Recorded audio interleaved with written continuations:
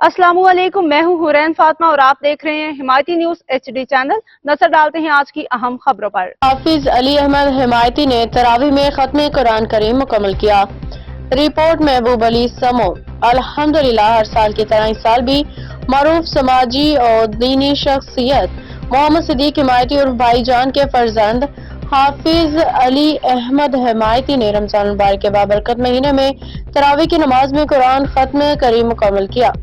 इस रूहानी और ईमान अफरोज मौके पे मोहम्मद सिद्दीक हिमायती ने दुआ की कि अल्लाह पाक हाफिज अली अहमद को हमेशा दीन पे साबित कदम रखे और इसे मजीद कामयाबी से नवाजे। मोहम्मद सिद्दीक हिमायती ने अपने इस मौका पे दोस्तों और अहले इलाका के मुसलमानों को मुखातिब करते हुए कहा कि हमें अपने बच्चों को दीनी तालीम देनी चाहिए ताकि वो दीन और दुनिया में कामयाब हो सके। उन्होंने वालिदैन को नसीहत करते हुए कहा कि ये दुनिया का सामान दुनिया में ही रह जाएगा, लेकिन कुरान करीम वो नेमत है जो अपने हाफिज और इसके वालिदैन के लिए आखिरत में निजात का जरिया बनेगा।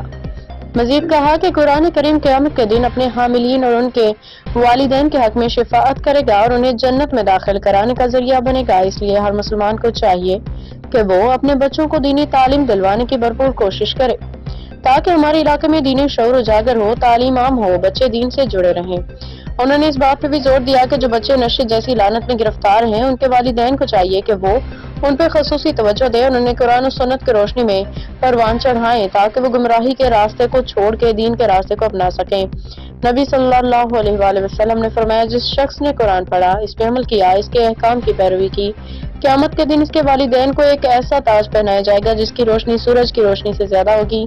अगर वो सूरज तुम्हारे घरों में हो तो तुम क्या गुमान करोगे कि ये कितनी बड़ी फजीलत है।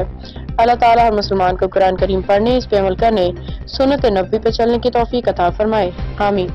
मज़ीद अपडेट्स के लिए देखते रहें हिमायती न्यूज HD चैनल।